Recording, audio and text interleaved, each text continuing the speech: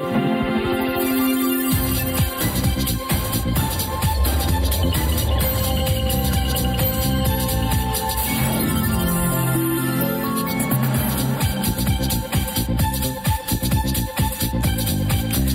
Monsieur, bonsoir. Merci de votre fidélité. 18h30 sur l'Oula, c'est l'heure du journal. Voici les principaux titres. La destination Fès en nette hausse depuis 2016. Le seuil du million de nuitées a été dépassé en début d'année. Si les visiteurs français sont toujours en tête, la capitale spirituelle s'est ouverte au marché américain qui représente aujourd'hui 38% des arrivées. L'industrie sucrière est en pleine expansion au Maroc. La production s'élève à plus d'1,5 million de tonnes par an. Les acteurs sucriers mondiaux se sont donné rendez-vous à Casablanca dans le cadre de la 3e édition de la Conférence internationale du sucre. Et puis un sujet qui fait débat, qui suscite à la fois inquiétude et questionnement. Les cas de suicide se sont multipliés à Chefchaouen. Une journée d'études a été organisée à l'initiative de la préfecture de la province pour se pencher sur la question. Sa Majesté le roi Mohamed VI a adressé un message de vœux et de félicitations à Monsieur Muhammadu Buhari à l'occasion de sa réélection à la magistrature suprême de la République fédérale du Nigeria. Dans ce message, le souverain exprime au président du Nigeria ses chaleureuses félicitations et ses vœux les plus meilleurs de davantage de succès dans ses hautes fonctions pour conduire le peuple nigérian frère vers davantage de progrès et de prospérité. Le souverain saisit cette occasion pour exprimer sa satisfaction des liens de fraternité africaine et d'estime mutuelle unissant les deux chefs d'État et les deux peuples, réitérant sa ferme détermination à continuer à œuvrer de concert avec le président Buhari pour renforcer les relations de coopération fructueuses entre le Maroc et le Nigeria et leur donner un nouvel élan dans tous les domaines de manière à en faire un modèle à suivre au niveau du continent africain. Les chefs de mission diplomatiques accrédités à Rabat, représentants des pays d'Europe et d'Amérique, membres de l'Organisation mondiale du tourisme, ont pris connaissance aujourd'hui du dossier de candidature de la ville de Marrakech pour abriter la 24e Assemblée générale de cette organisation prévue en 2021.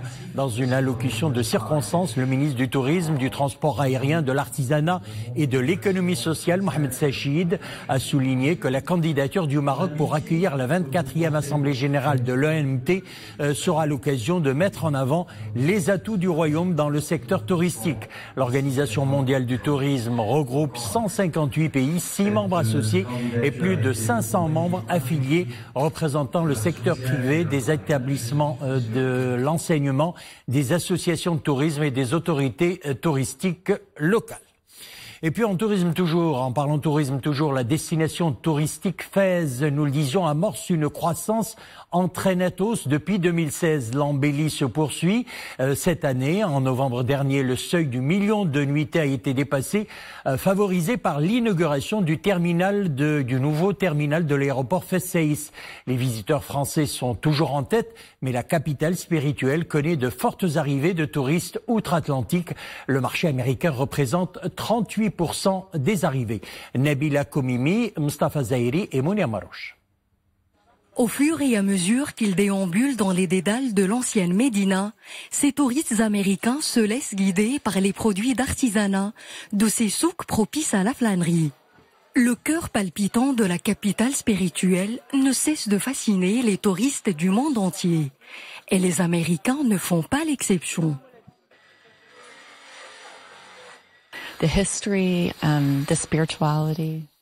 Son histoire et ses magnifiques monuments confèrent un charme particulier à la ville. Franchement, Fès est une expérience unique et ses habitants très accueillants. It feels like a very real Moroccan town. It feels like a new experience. I've seen other Medinas. J'ai déjà vu des Médinas très anciennes à travers le monde, mais cette ville millénaire est unique par ses odeurs et ses couleurs. La magie de Fès doit aussi son attractivité à ses artisans qui impriment à leur ville un cachet authentique. Des atouts qui ont propulsé cette ville inscrite au patrimoine mondial de l'UNESCO, au rayon des 20 pays les plus visités au monde. Cette année, pour la première fois dans son histoire, la capitale idrissite dépassera 1,5 million de nuitées touristiques. Les visiteurs de la cité millénaire sont nombreux. Cette année, le nombre des nuitées a enregistré une augmentation de 21% par rapport à l'année dernière. Cette tendance haussière s'explique en partie par l'ouverture du ciel et la réhabilitation de l'ancienne Médina, où culture, art et artisanat rayonnent. Le patrimoine, un enjeu d'ailleurs touristique également. Le patrimoine de la région Casablanca-Stade, c'est une richesse à faire connaître. C'est le thème d'ailleurs de la première édition des Rencontres du patrimoine. Objectif, identifier et faire connaître le patrimoine culturel de la région Casablanca-Stade et mettre en valeur les composantes de son patrimoine matériel et immatériel. Rencontre organisée par la Société de développement local Casablanca Patrimoine. Leïla Asli, Sarah Gadir. En vertu de cette convention signée aujourd'hui lors de la première édition des Rencontres du patrimoine à Casablanca, l'Institut national des sciences de l'archéologie et du patrimoine procédera à l'inventaire et à la valorisation du patrimoine immatériel de la région Casablanca-Stade. Selon cette convention, nous allons procéder à l'inventaire du patrimoine culturel immatériel de la ville de Casablanca. C'est une ville, comme vous le savez, c'est une ville cosmopolite et par conséquent, une richesse en matière de populationnelle fait que l'on dispose d'un patrimoine immatériel qui est immense. Cette rencontre s'inscrit dans le cadre d'un programme de Casa Patrimoine qui est axé sur la promotion du patrimoine culturel dans le sens global et en particulier le patrimoine immatériel. Ce patrimoine qui n'a pas connu beaucoup de, si vous voulez, on n'a pas focalisé sur ça auparavant. La région possède un patrimoine riche, d'où la tenue de ces rencontres qui visent à sauvegarder cette histoire et les secrets de ce patrimoine afin de les préserver pour les léguer aux futures générations. Ces initiatives sont tellement importantes pour la ville qu'il faut qu'ils soient multipliées. Puis il faut aussi renforcer tout ce qui a trait au patrimoine, renforcer les journées du patrimoine, par exemple, créer beaucoup d'initiatives, la création de musées, revoir la signalétique de la ville. Faire l'inventaire du patrimoine de la région Casablanca-Stade permettra d'établir un plan de sauvegarde, de préservation et de valorisation du dit patrimoine, et ce, en vue de mettre en place une stratégie d'intervention impliquant les différents acteurs concernés. Parmi les industries alimentaires, l'industrie sucrière est en pleine expansion. Au Maroc, la production s'élève à plus d'1,5 million de tonnes par an. Professionnels, techniques, décideurs, investisseurs, traders, consultants et associations professionnelles se sont retrouvés à Casablanca dans le cadre de la 3e édition de la Conférence internationale du sucre, organisée sous le thème « La région MENA, une puissance en émergence ». Une occasion de partager les expériences et les bonnes pratiques et de mettre à jour les informations relatives à un marché sucrier de plus en plus volatile. Souad Nached, Amin Hennaoui. Un aréopage d'acteurs sucriers mondiaux en conclave. La filière est un enjeu majeur de développement, d'où la centralité de cette question dans les débats. Fortement tributaire des importations, la région MENA est en quête de tendances émergentes, un vrai défi alimentaire. C'est l'occasion donc de présenter les réalisations en matière donc de production du sucre et de transformation, et également examiner toutes les pistes et toutes les voies pour améliorer encore plus donc cette filière et la rendre encore plus compétitive et la rendre encore un véritable gisement d'emploi. Innovation, nouvelles technologies, la filière mise sur ces nouveaux paradigmes pour promouvoir ces denrées alimentaires. Les conférenciers n'ont pas manqué d'échanger sur les succès et les bonnes pratiques dans le domaine. L'importance de cette conférence, c'est une occasion de mettre en commun les expériences réussies dans le domaine du sucre, l'extraction du sucre des plantes et le raffinage.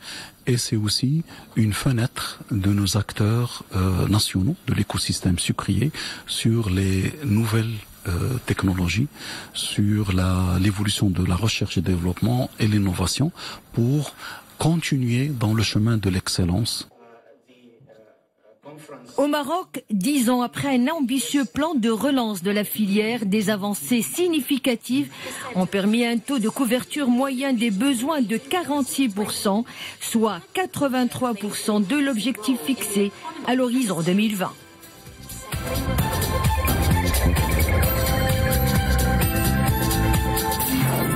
On passe à présent à l'actualité internationale. La tension s'est brutalement aggravée aujourd'hui entre l'Inde et le Pakistan, qui ont chacun affirmé avoir abattu des avions ennemis. Les forces armées pakistanaises ont affirmé avoir abattu deux avions indiens dans l'espace aérien pakistanais et arrêté 2 pilotes dont l'un blessé a été conduit à l'hôpital. New Delhi a de son côté annoncé avoir abattu un avion pakistanais au Cachemire et perdu un MiG-21. Le pilote est disparu au combat.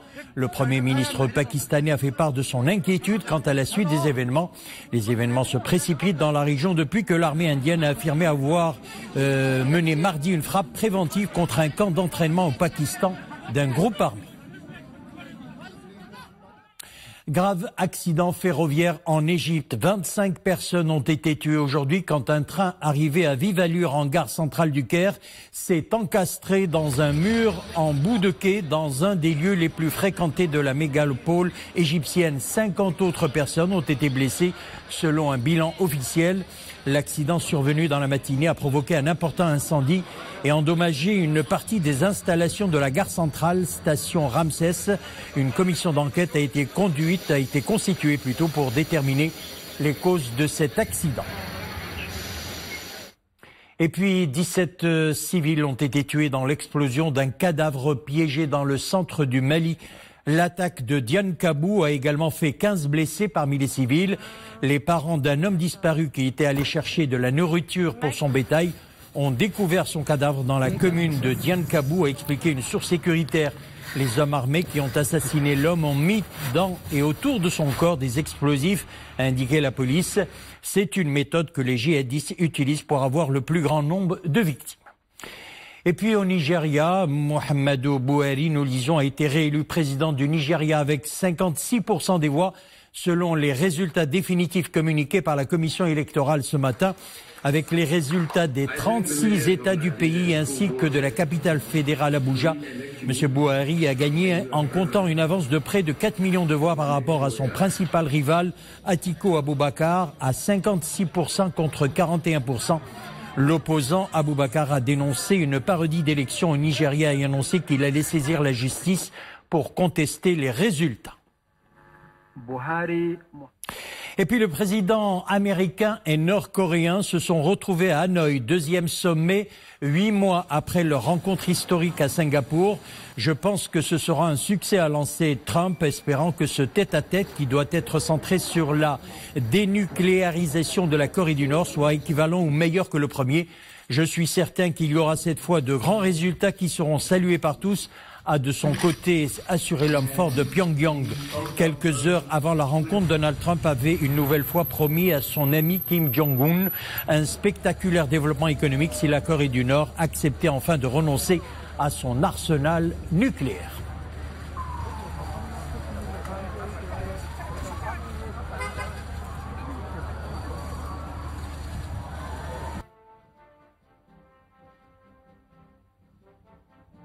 경의하는 최고령도 자동직에서는 트럼프 대통령과 역사적인 문건을 채택한 기념으로 뜻깊은 사진을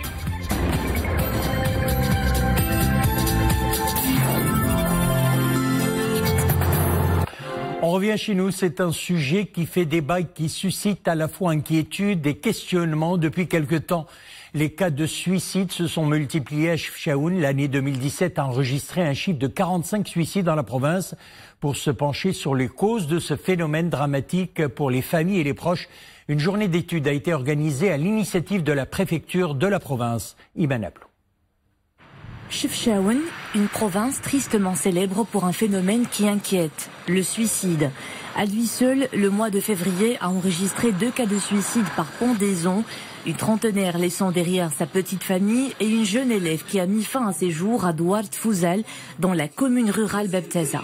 Son père est ici présent à cette journée d'études initiée par la préfecture de la ville pour éclairer sur l'évolution d'un constat touchant essentiellement la junte féminine en zone rurale. Le jour du drame, ma fille de 12 ans était seule à la maison. J'étais au travail, tout comme ma femme. En rentrant, nous avons fait la macabre découverte. Ma fille s'est donné la mort par pendaison. Un drame parmi tant d'autres, enregistré ces dernières années dans cette province aux allures paisibles. 50 cas de suicide depuis janvier 2018. Les participants à cette journée de réflexion avancent des facteurs sociaux, économiques et psychologiques. En tête, le mariage des filles mineures, les relations hors mariage, l'inceste et la violence qui touchent particulièrement les filles et les femmes de la province. Les facteurs psychologiques sont tout aussi importants car ils peuvent pousser le patient à l'acte quand on a affaire à des cas de dépression aiguë, à la schizophrénie ou encore à la bipolarité. À ce jour, Chefchaouen détient le record de suicides à l'échelle du royaume. Mais certains observateurs sont plus enclins à tempérer. La tendance est plutôt à la baisse ces 3 dernières années.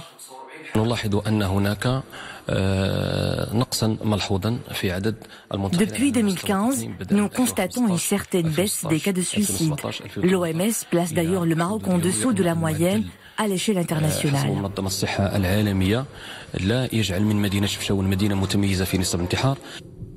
Pour l'heure, le sujet continue à alimenter les débats et mobilise différents intervenants pour comprendre la prolifération de ces actes dans une région où il fait bon vivre.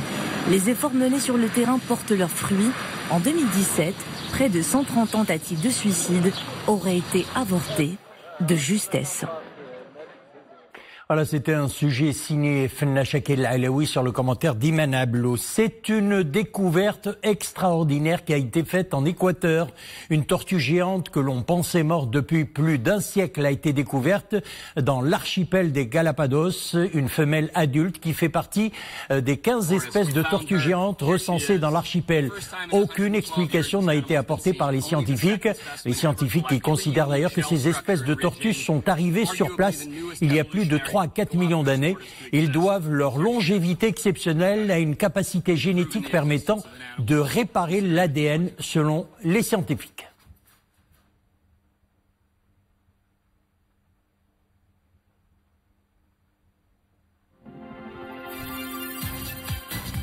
Voilà, c'est la fin de notre édition. Merci de l'avoir suivi. L'info revient sur Lula, 20h30. Une excellente soirée. Demain, vous retrouverez Iman Ablo. À bientôt.